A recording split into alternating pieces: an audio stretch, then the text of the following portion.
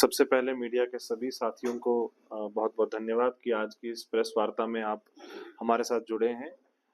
एक बहुत संजीदा मुद्दा है जो हर व्यक्ति के साथ जुड़ा हुआ है, जिसके बारे में आपने मेरे को अवगत कराया है, अवेलेबिलिटी ऑफ एसेंशियल कमोडिटीज़, जिसमें LPG, petrol, diesel, food grains और फर्टिलाइज़र्स और इस तरह की जो एसोसिएटेड हमारी कमोडिटीज़ हैं, उनके बारे में ये एक आम मानना है कि क्योंकि ये मैक्सिमम इम्पोर्ट होता है, चाहे वो फर्टिलाइजर्स हैं, चाहे वो पेट्रोल और पेट्रोलियम प्रोडक्ट्स हैं, तो उस पे बिकॉज ऑफ द सिचुएशन एक इश्यूज हैं।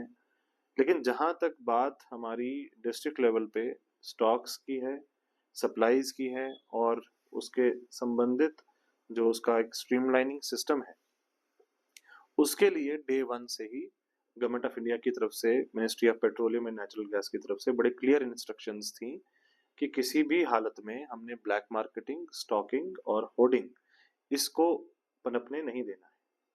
और इसके साथ साथ जो हमारा डिस्ट्रीब्यूशन नेटवर्क है उसको एकदम ट्रांसपेरेंट और क्लियर रखना है। इस चीज के लिए 3-4 प्रयास डे वन से किए गए हैं। सबसे पहले डिस्ट्रिक्ट लेवल पे कंट्रोल रूम एस्टेब्लिश किया गया है, जिसमें कोई भी व्यक्ति जिसको कोई ग्रीवांस हो, जिसको लगता है कि उनको जेन्युइन कस्टमर्स को एलपीजी नहीं मिल रहा, वो उस ग्रीवांस मैकेनिज्म का यूज कर सकते हैं।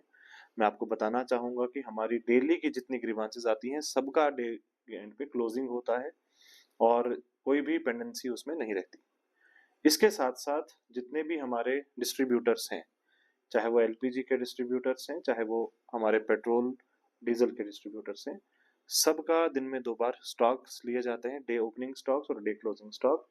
इसकी मॉनिटरिंग भी डिस्ट्रिक्ट लेवल पे नोडल ऑफिसर्स करते हैं और इसके हिसाब से जो ट्रेंड हम देखते हैं उसमें ट्रेंड को देखने से समझ में आता है कि जो एक पैनिक कभी कभी क्रिएट किया जाता है वो पैनिक सही नहीं है। जैसे कि मैं आपको बताना चाहूंगा कि हमारा जो एवरेज सेल्स है, क्योंकि कभी भी अगर हम देखेंगे कि इस सिचुएशन से पहले हमारे जो डिस्ट्रीब्यूटर्स हैं उनकी एवरेज सेल मंथली क्या थी और क्या वो अभी की सिचुएशन में उस सेल में क्या डिफरेंस है। जैसे फॉर एग्जांपल राजौरी में 2 डिस्ट्रीब्यूटर्स हैं जिनकी जनवरी और फरवरी 2026 में एवरेज सेल 750 सिलेंडर्स की थी, लेकिन पिछले 10 दिन में 873 सिलेंडर्स बेचे गए हैं। इसका मतलब ये है कि सप्लाई में दिक्कत नहीं है, सप्लाई में कोई दिक्कत नहीं। सप्लाई में आप देखेंगे कि पिछले 10 दिन में सप्लाई ज्यादा हुई है, लेकिन एक पैनिक सिचुएशन क्रिएट करवाई जाती है, उसमें कुछ लोग इन्वॉल्व पाए गए, उनके खिलाफ कुछ कार्रवाइयां भी इनिशिएट हुई हैं। और दूसरा, जैसे इसी के साथ साथ कुछ जगहों पे हमने ये देखा कि एवरेज सेल सेम है, मतलब जो पहले की सेल थी वही है और उन जगहों से कोई कंप्लेंट नहीं आ रही। तो यानी कि कुछ लोग इस सिचुएशन को यूज करके अपने प्रॉफिट मार्जिन को इंक्रीज करना चाहते हैं, आर्टिफिशियल लोगों में पैनिक क्रिएट करके हायर मार्जिन पे।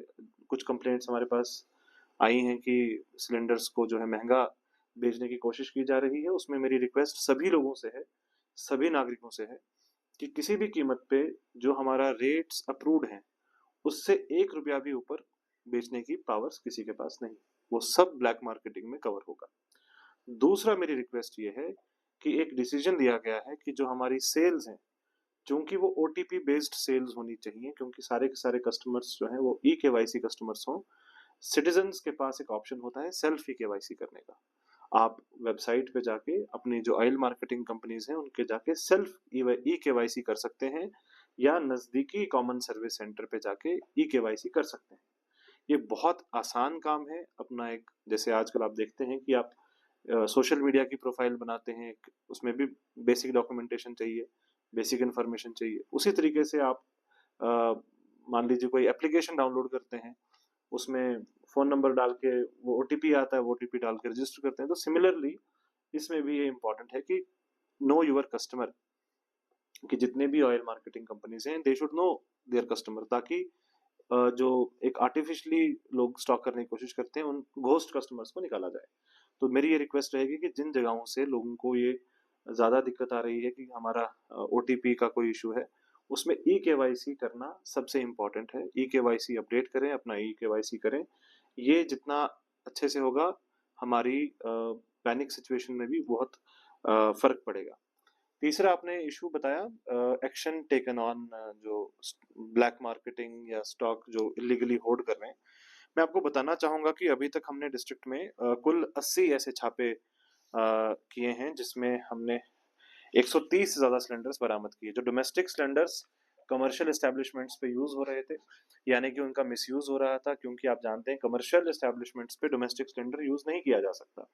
लेकिन कुछ जगहों पे जैसे हमारी टीम्स गईं, वेल कैफ़े पंजा में, ब्लू स्टार होटल में, तारिक रेजिडेंसी में, तारा होटल में, एल्विन पिज़्ज़ा सलानी में, स्काईलाइन में, Raju sweet shop, welcome hotel Mandi, Kashmir flavours, Ashoka bar, new Bali sweet shop and कुंडल हलवाई शॉप, होटल हिल टॉप और विकी बार, इन सभी जगहों पे डोमेस्टिक सिलेंडर्स का प्रयोग पाया गया, जिसको उसी वक्त मौके पे सीज किया गया और उन सभी इंस्टीट्यूशन, सभी एस्टेब्लिशमेंट्स के खिलाफ कानूनी कार्रवाई इनिशिएट की गई है। एक और चीज मैं आपको बताना चाहूंगा कि जहां तक stocking and illegal black hoarding जो होर्डिंग एंड ब्लैक मार्केटिंग की बात है, उसमें कोई भी सिटीजन अगर इसको इंफॉर्मेशन हमसे शेयर करेगा, उसके खिलाफ तुरंत कार्रवाई होगी और हमारी सभी तहसील लेवल की टीम्स इसमें रेगुलरली छापा मारें, ऐसी इंस्ट्रक्शंस सभी तरफ से दी जा रही है। ये सिचुएशन थी एलपीजी सिलेंडर्स की। इसके साथ हम डिस्कस करेंगे जो हमारी एसेंशियल कमोडिटीज में पेट्रोल और डीजल है।